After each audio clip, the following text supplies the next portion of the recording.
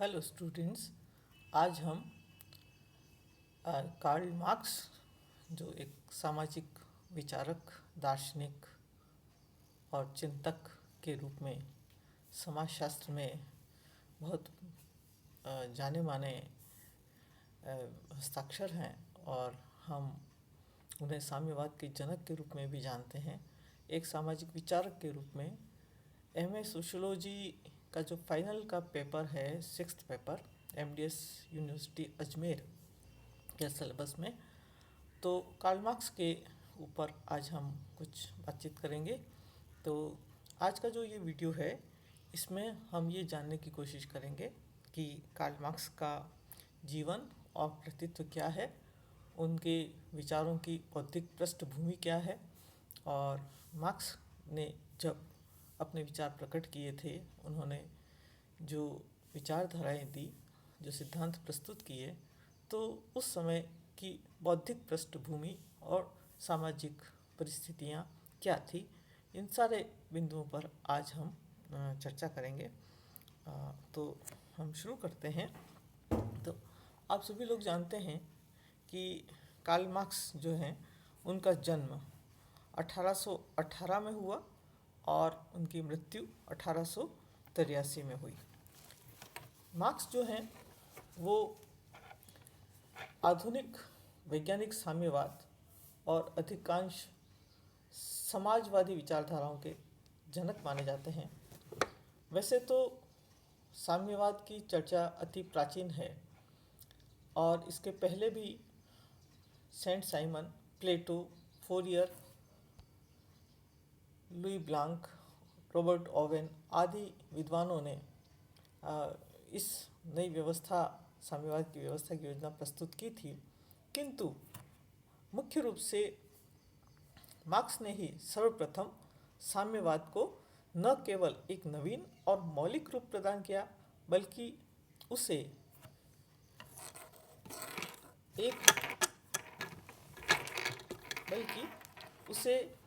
एक ऐसे ऐसा सुदृढ़ वैज्ञानिक आधार भी प्रदान किया जो कि दिन प्रतिदिन दृढ़ होता जा रहा है। आज कोई भी ऐसा देश नहीं है जहां साम्यवाद के समर्थक नहीं हो। समग्र संसार के श्रमिक और क्रांतिकारी आंदोलन श्री मार्क्स के प्रभावशाली विचारों से प्रभावित हुए हैं। इसीलिए उन्हें अंतर्राष्ट्रीय सर्वहारा के महान शिक्षक और नेता कहा जाता है। इस दृष्टि से श्री मार्क्स संसार के न केवल महान अपितु युग प्रवर्तक विचारकों में से एक हैं। एक तरह से मार्क्सवाद मानवता को पथ प्रदर्शक ध्रुव तारे की भांति कम्युनिज्म का रास्ता दिखा रहा है। मार्क्स की जीवनी के बारे में अगर हम देखें तो अंतर्राष्ट्रीय सर्वहारा के इस महान शिक्षक और नेता श्री कार्ल मार्क्स का जन्म प्रशिया के राइन प्रांत के ट्रियर नगर के एक यहूदी परिवार में 5 मई सन 1818 को हुआ था। इनके पिता वकील थे और उन्होंने ईसाई धर्म ग्रहण कर लिया था। मार्क्स की शिक्षा 1830 से 1835 तक ट्रियर के एक स्कूल में हुई। उन्होंने जो स्कूल की शिक्षा थी, उसके अंतिम समय में जो एक लेख लिखा था, वो बहुत ही फेमस था और इस लेख का शीर्षक था पेशा चुनने के बारे में एक तरुण के विचार। ये जो निबंध है, ये 17 वर्ष की उम्र में कार्ल मार्क्स ने लिख दिया था और इस लेख को देखने से ही समझ में आ जाता है कि मार्क्स अपने जीवन में क्या करना चाहते थे, उनकी भविष्य की योजना क्या थी। इसके बाद उन्होंने बॉन और बर्लिन विश्वविद्यालय से अपनी उच्च शिक्षा ग्रहण की। उन्होंने कानून का अध्ययन किया, दर्शनशास्त्र का अध्ययन किया और इतिहास का अध्ययन किया। मार्क्स के जो विचार थे उन विचारों पर स्पष्ट रूप से हम देख सकते हैं कि यूरोप और उस समय जर्मनी की जो राजनीतिक, सामाजिक और आर्थिक परिस्थितियां थी, उस समय जिस प्रकार की व्यवस्थाएं थी, उसका स्पष्ट रूप से प्रभाव था। हम ये जानते ही हैं कि जो भी विचारक होता है, उसके विचार उस समय की तत्कालीन जो परिस्थितियां होती है उसमें से ही उपजते हैं। शून्य में विचारों का उदय नहीं होता। हर विचार की एक सोशल कंडीशनिंग होती है, एक सामाजिक परिस्थिति होती है। तो इस दृष्टि से अगर हम मार्क्स को देखें तो उस समय मार्क्स का जब जन्म हुआ उसके समकालीन ही, उस समय ही यूरोप में पूंजीवाद का विकास हो गया था। और पूंजीवाद के विकास के बाद पूंजीवाद के दुष्परिणाम भी सामने आने लग गए थे। समाज में दो वर्ग बन चुके थे, भूस्वामी और दास। और जो सामंत और दास थे उनके बीच जो संबंध थे वो इतने कष्टपूर्ण थे और बहुत असह्य बन चुके थे। श्रमिकों की बहुत दुर्दशा थी।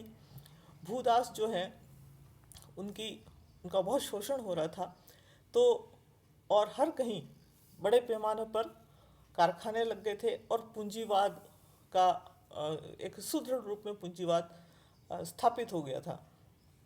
तो इन सारी परिस्थितियों ने मार्क्स को मजबूर किया या उसको प्रेरित किया, और उन्होंने उस समय जो शोषित वर्ग था, सर्वहारा, जिसको प्रोलिटेरिएट भी हम कहते हैं, इस वर्ग की दशा को देखा, उनकी मजबूरियों को देखा और उन्होंने उसको महसूस किया। और ये जो वर्ग था, ऐसा वर्ग था जो उत्पादन के सभी साधनों से वंचित था और इस की पीड़ा पूरे देश को भुगतनी पड़ रही थी। तो ये जो परिस्थितियाँ थी, पूंजीवाद के उद्भव, औद्योगिक क्रांति से उत्पन्न परिस्थितियाँ और उसके जो सामाजिक प्रभाव थे, विभिन्न वर्गों में समाज का बंटवारा और जो शक्ति है और उत्पादन के साधन है उसका कुछ लोगों के हाथ में केंद्रित हो जाना, ये सारी ऐसी चीज़ें थी जिन्होंने मार्क्स को प्रभावित किया और उन्होंने अपना विचार प्रस्तुत किया। मार्क्स की बौद्धिक पृष्ठभूमि देखें हम लोग तो स्कूल जीवन में ही, वो विद्यार्थी जीवन में ही हीगल से बहुत प्रभावित थे। आगे चलकर आप जब मार्क्स के विचारों को पढ़ेंगे तो आप देखेंगे कि उनका जो द्वंद्वात्मक भौतिकवाद का सिद्धांत है वो हीगल से प्रभावित है। तो हीगल वामपंथी थे और जो यंग हीगेलियंस, वामपंथी हीगल के जो हीगल के जो समर्थक हैं, उनमें जो वामपंथी हैं, उनसे उनकी जो कृतियां हैं वो मार्क्स को बहुत प्रभावित करती थी। और उन्होंने अपना जो पीएचडी थीसिस दिया था, वो पीएचडी थीसिस भी डेमोक्रेटस और एपिकुरस के प्रकृति दर्शनों में अंतर, इस विषय पर ही उन्होंने दिया था। और उन्होंने इसमें हीगल के जो विचार हैं उसकी आलोचना भी की थी। अप्रैल 1841 में मार्क्स को पीएचडी की डिग्री मिली थी। इसके बाद वो चाहते थे कि बॉन विश्वविद्यालय में वो प्रोफेसर बने, किंतु उनको ये सुविधा नहीं मिली। और 1842 में उन्होंने एक पत्रिका थी राइनिश ज़ाइटुंग, इस राइनिश ज़ाइटुंग पत्रिका में काम करना शुरू किया और वो उसके संपादक बन गए। लेकिन राइनिश ज़ाइटुंग जो पत्रिका थी उसमें उनके जो क्रांतिकारी लेख आते थे, उससे उस पत्रिका के जो उसके मालिक थे वो लोग उससे खुश नहीं थे और वो उनको पसंद नहीं करते थे। तो मार्क्स ने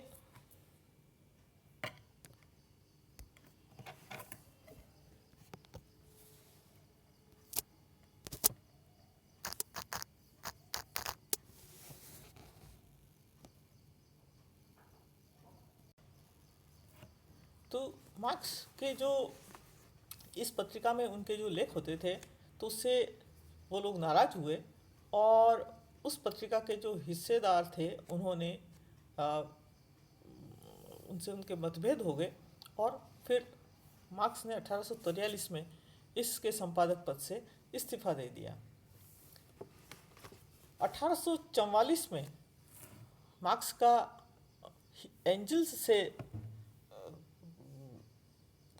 संपर्क हुआ और आप देखेंगे कि मृत्यु पर्यंत मार्क्स और एंजल्स दोनों की मित्रता चलती रही और आगे चलकर उन्होंने एंजल्स के साथ मिलकर के कई पुस्तकें भी लिखी। दोनों के विचार एक दूसरे से बहुत मेल खाते थे और इन दोनों के बीच में काफ़ी रचनात्मक सहयोग भी था। तो ये दोनों जो हैं, इनकी मित्रता के बारे में लेनिन ने लिखा है कि प्राचीन काल की कथाओं में हमें मित्रता के बहुत से हृदय द्रावक उदाहरण मिलते हैं, लेकिन यूरोप का सर्वहारा वर्ग यह दावा कर सकता है कि उसके विज्ञान की रचना ऐसे दो अध्येताओं और योद्धाओं ने की थी जिनकी परस्पर मैत्री के संबंध प्राचीन समय की मानवीय मित्रता की सबसे हृदय द्रावक कहानियों को भी फीका बना देते हैं। ये लेनिन के विचार थे मार्क्स और एंजल्स की मित्रता के बारे में और उनके जीवन पर्यंत जो उनका सहयोग चला और उन्होंने जो कृतित्व दिया। साइलेसिया के बुनकरों के जून सन 1844 के विद्रोह का श्री मार्क्स ने बड़े उत्साह से स्वागत किया था और इस पर प्रशिया की सरकार ने फ्रांस की सरकार पर दबाव डाला और मार्क्स को फ्रांस से देश निकाला दे दिया गया।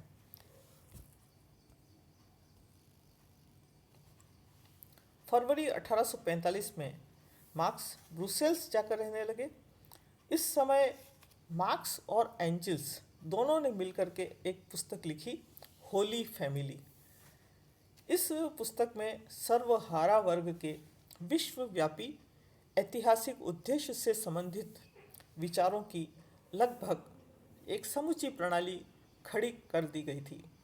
होली फैमिली में नए क्रांतिकारी भौतिकवादी दर्शन का और सर्वहारा वर्ग की सैद्धांतिक विचारधारा का तत्व मौजूद था। सर्वश्री मार्क्स और एंजल्स ने इतिहास के भौतिकवादी सिद्धांतों से संबंधित समाज विज्ञान को अधिक स्पष्ट और क्रमबद्ध रूप से प्रस्तुत करने के लिए एक और रचना लिखी थी, जिसको हम कहते हैं जर्मन आइडियोलॉजी, जर्मन विचारधारा। इसमें उन्होंने हीगल के जो भाववादी दर्शन की विस्तृत आलोचना की और इसमें उन्होंने ऐतिहासिक भौतिकवाद का सिद्धांत प्रस्तुत किया। मार्क्स और एंजल्स ने कम्युनिस्ट लीग की स्थापना भी की और उन्होंने 1847 में नवंबर के अंत और दिसंबर के आरंभ में लंदन में ये एक इस कांग्रेस की शुरुआत की। इसमें इन दोनों ने सर्वसम्मति से एक पुस्तक का मसूदा तैयार किया, कम्युनिस्ट घोषणा पत्र, जिसको हम कहते हैं कम्युनिस्ट मैनिफेस्टो। तो ये कम्युनिस्ट मैनिफेस्टो के लिए इस 1847 में कम्युनिस्ट लीग ने उनको जिम्मेदारी सौंपी और 1848 में कम्युनिस्ट मैनिफेस्टो प्रकाशित हुई। ये एक तरह का घोषणा पत्र है वैज्ञानिक कम्युनिज्म का कार्यक्रम, जिसमें ये बताया गया है कि साम्यवाद क्या है और उसके प्रोग्राम क्या होंगे। 1847 में ही मार्क्स ने एक और पुस्तक लिखी थी, दर्शन शास्त्र की दरिद्रता, पॉवर्टी ऑफ फिलॉसफी, और इसमें द्वंद्वात्मक और ऐतिहासिक भौतिकवाद के सिद्धांत के जो आधारभूत सूत्र हैं वो प्रस्तुत किए गए थे। इसके बाद हम देखते हैं कि मार्क्स ने एक और किताब इनकी आई है, फ्रांस में वर्ग संघर्ष, 1848 से 1850 तक। इस रचना में मार्क्स ने सर्वहारा वर्ग के अधिनायकत्व का सूत्र प्रयोग किया। इस जो रचना में स्पष्ट रूप से ये दिखाया उन्होंने कि जो वैज्ञानिक समाजवाद है वो पूंजीवादी, निम्न पूंजीवादी और कल्याणवादी समाजवाद से सर्वथा भिन्न है। 1867 में हम देखते हैं कि मार्क्स की सबसे फेमस पुस्तक दास कैपिटल, उसका प्रथम खंड प्रकाशित हुआ और इसका जो तीसरा खंड है वो उनके मृत्यु के पश्चात प्रकाशित हुआ। दूसरा और तीसरा खंड 1885 और क्रमशः 1894 में उनके जो मित्र हैं एंजल्स, फ्रेडरिक एंजल्स, उन्होंने प्रकाशित किया। और मार्क्स के कृतित्व की सबसे महत्वपूर्ण देन अगर हम देखते हैं तो वो है दास कैपिटल या पूंजी। सबसे महत्वपूर्ण ग्रंथ है जिसमें समाजवाद बिल्कुल वैज्ञानिक रूप में मार्क्स ने प्रस्तुत किया है। तो लेनिन ने इसके ऊपर लिखा है,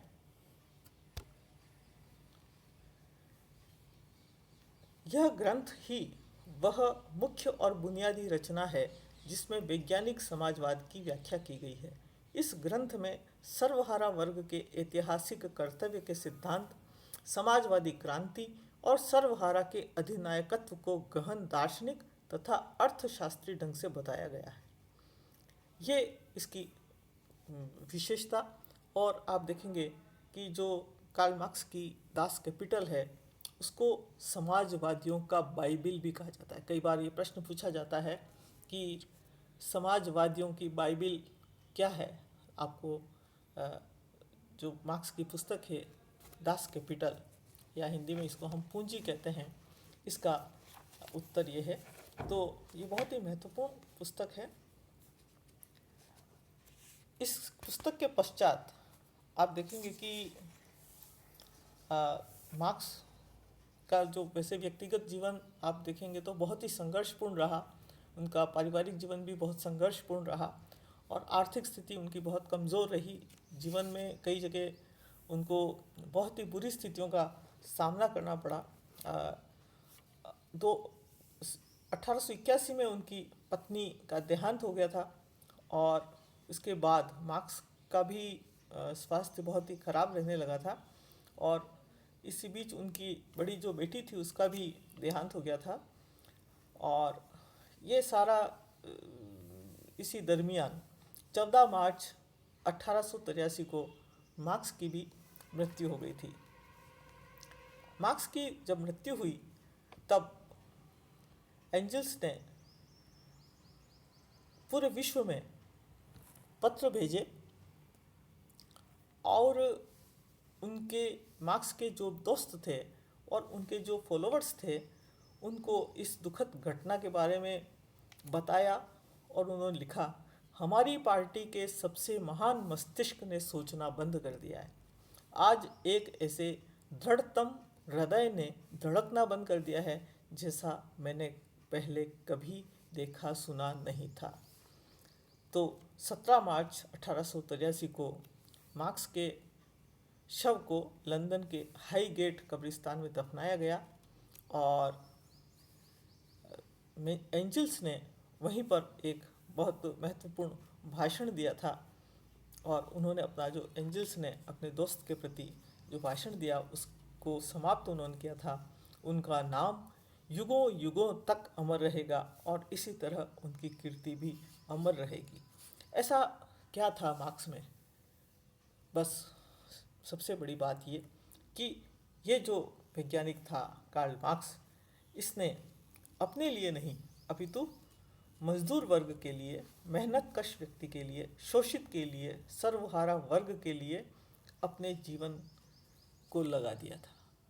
तो कार्ल मार्क्स की बौद्धिक पृष्ठभूमि और संक्षेप में हमने उनकी 3-4 जो पुस्तकें आपके आगे आने वाले सिद्धांतों के लिए महत्वपूर्ण है उसका एक संक्षिप्त विवरण देने का प्रयास किया।